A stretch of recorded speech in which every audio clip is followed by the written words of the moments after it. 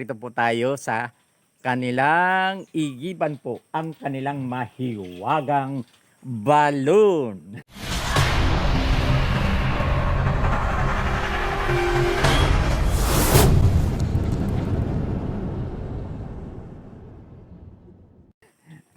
Kaya po tinatawag po na mahiwagang balon po dahil malaking bagay po ito ang itutulong po dito po sa Barangay Victory.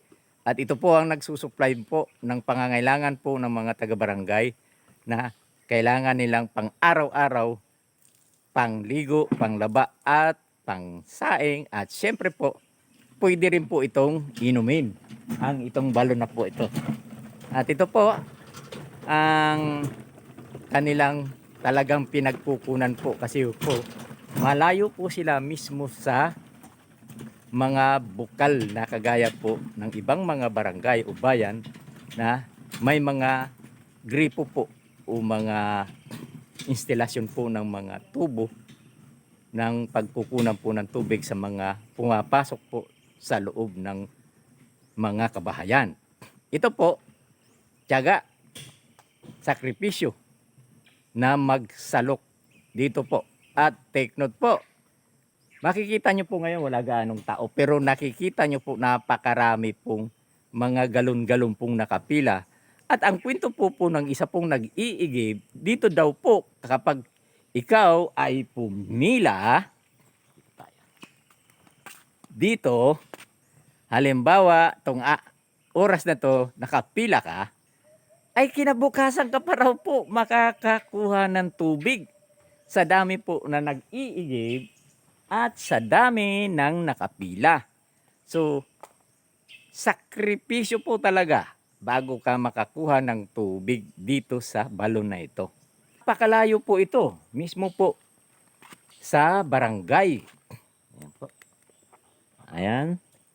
O gaano kalalim. Oh, medyo tuyo na po ang laman nito. At buti na lang, dalawa ito. Ang nangyayari po dito, mag-iipon muna itong isang balon na ito. At kung habang nag-ipon po, ay pupunta naman po dito sa isang balon na ito. At ito naman po ang kanilang pagkukunan habang pong iniipon po ng laman doon. At ito po, may naipon na. Ito naman po ang pagkukunan nila. Kailangan din dahan-dahan po ang pagtatabo rito. Dahil po, kung malikot, marumi po yung masasalok mo. Or either, magsasala ka po. Ganun na lang po ang diskarte dito para makakuha po ng tubig. Ibig sabihin po, pag ikaw nag-igib dito sa mga balon na ito, paglalaanan mo talaga ng oras, hindi po pwedeng sasabihin mo saka mamaya na lang. Dahil wala ka pong makukuhang tubig kung hindi ka po nakapokus dito.